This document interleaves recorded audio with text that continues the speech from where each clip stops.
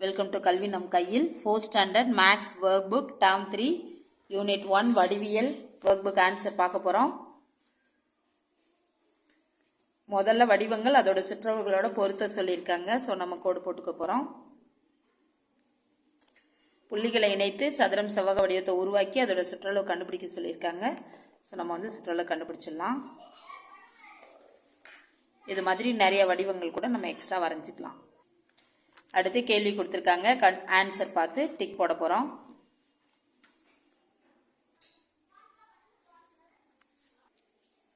அடுத்து கேள்வி கொடுத்துருக்காங்க. ஸோ மொத்த தூரம் கேட்டிருக்காங்க. நம்ம அப்படி கூட்டி போட்டு ஆன்சர் பண்ணிக்கலாம்.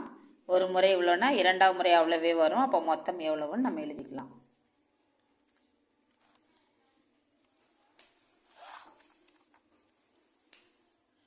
அடுத்து இங்கேயும் தான் நீள அகலம் கொடுத்துருக்காங்க. ஸோ அதோட சுற்றளவு கண்டுபிடிக்க சொல்லியிருக்காங்க. நம்ம வந்து அப்படியே சுற்றளவு 2 நீளம் 2 அகலம் இருக்கும். ஸோ அதை அப்படியே கூட்டணும்னா ஆன்சர் கிடைச்சிடும்.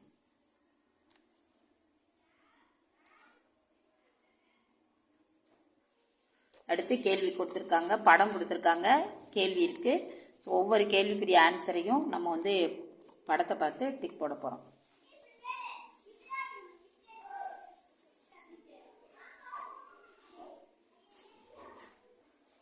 இதை நானே உருவாக்குவேன்.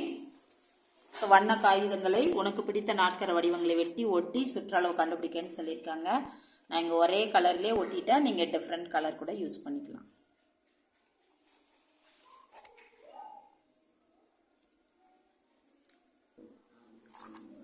ஸோ எல்லா வடிவங்களையும் நான் பேசிக்காக ஒன்று வரைஞ்சிருக்கேன்.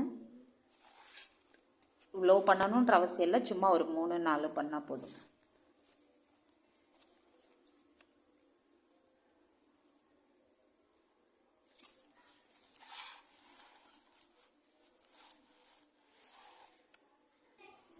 அடுத்து இங்கே புள்ளி கொடுத்துருக்காங்க. ஸோ இந்த புள்ளியை வச்சு நம்மளுக்கு பிடித்த ஒரு தலை நிரப்பியை கொண்டு வரையணும்னு சொல்லியிருக்காங்க.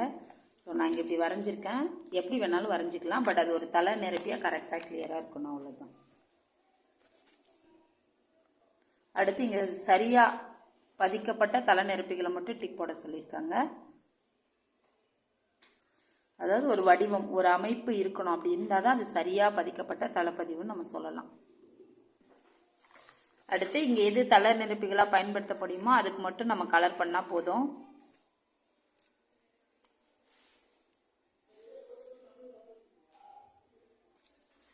இப்போ இதை வந்து இதில் வட்டம் போட முடியுமா அப்படின்னு சொல்லி பசங்க யோசித்து இப்படி கிரியேட் பண்ணி போடலாம் அப்படின்னு அவங்க ஃபீல் பண்ணாங்கன்னா, அந்த கேப் கொடுத்து அந்த கேப்பில் ஒரு வடிவத்தை இது பண்ணி போட முடியும் அப்படின்னு சொன்னாங்கன்னா ஓகே.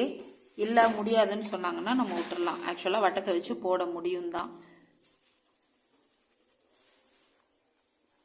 ஸோ ஒரு டிசைன் வரும். அப்படியே சுற்றி சுற்றி பூ டிசைனாக முடிச்சிடலாம். இல்லை நார்மலாக சர்க்கிள் டிசைனே சென்டராக ஒரு கேப் வரும். அந்த கேப்பும் ஒரு டிசைனாக வர்ற மாதிரி நம்ம வந்து தளம் பதிக்க முடியும். அடுத்து இதில் எல்லாம் வடிவங்கள். ஸோ இவங்க வந்து அந்த கலர்ஸ் பேஸ் பண்ணி சொல்லலை, வடிவங்கள் தான் சொல்லியிருக்காங்க. ஸோ இப்போ இதில் முக்கோணம் பார்த்தோன்னா கலர் பேஸ் பண்ணி 5 தான் இருக்குது. ஆனால் இந்த பெரிய முக்கோணம் 1 இருக்குது. ஸோ இது ரெண்டையும் சேர்க்கக்குள்ள அது வந்து 6ன்னு வந்துடும். ஸோ நம்ம வந்து கலர் பேஸ் பண்ணி இப்போ வந்து அவன் வந்து வடிவங்கள்னு சொல்லலை அப்படின்னு சொன்னான்னா, ஏன்னா சில கொஷின்ஸ் வந்து டபுளாக இருக்கும்போது இதுவா அதுவா அலைனாக இருக்கும்போது பையன் மைண்ட் செட்டில் என்ன தோணுதோ அதை நம்ம அக்செப்ட் பண்ணிக்கலாம். அடுத்து இங்கே இதை இருபரிமாணத்தை பயன்படுத்தி ஒரு வடிவம் உருவாக்க சொல்லியிருக்காங்க. ஸோ நம்ம இங்கே ஒரு வடிவம் உருவாக்கிட்டோம். அப்படி திருப்பி காட்டுறேன். ஸோ எல்லா வடிவமுமே நம்ம பயன்படுத்தியிருக்கோம். ஷேப் டிஃபர் தெரியணும்னா ஒரு ஷேப்புக்கும் நம்ம கலர் பண்ணிக்கலாம். அடுத்து புதிர் வெட்டு வடிவங்கள். இதை உற்று நோக்கி உரிய வண்ணம் தீட்டுகன்னு கொடுத்துருக்காங்க. ஸோ அந்த ஷேப் கண்டுபிடிச்சு நம்ம வந்து இதில் வந்து கலர் பண்ணணும்.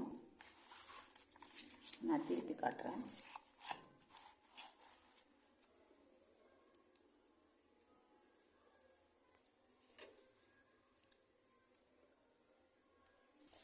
அடுத்து நானே செய்வேன் பார்ட் வந்துருச்சு. ஒரு கேள்வியாக வாட்ச் பார்க்க போகிறோம். நம்ம வந்து ஆன்சர் பண்ண போகிறோம். ஸோ ஒரு கேள்வியாக வாட்ச் பார்த்து நம்ம ஆன்சர் பண்ண போகிறோம். நான் இங்கே பக்கங்கள்லாம் ஒன்று போட்டு காட்டியிருக்கேன். இதில் வந்து பாதி தூரம் தான் சொல்லியிருக்காங்க, முழுமையாக கிடையாது. ஸோ பாதி தான்.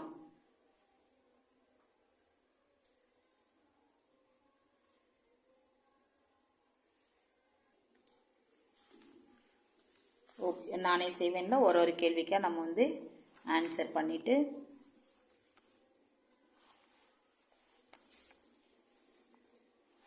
ஃபைனலாக நம்ம என்ன ஆன்சர் சூஸ் பண்ணோமோ அதை இங்கே ஷேர் பண்ணிட போகிறோம். இதோட அலகு 1 முடிஞ்சிருச்சு. இரண்டாவது எண்கள் நம்ம வந்து இந்த வீடியோவில் பார்க்கலாம். தேங்க்யூ.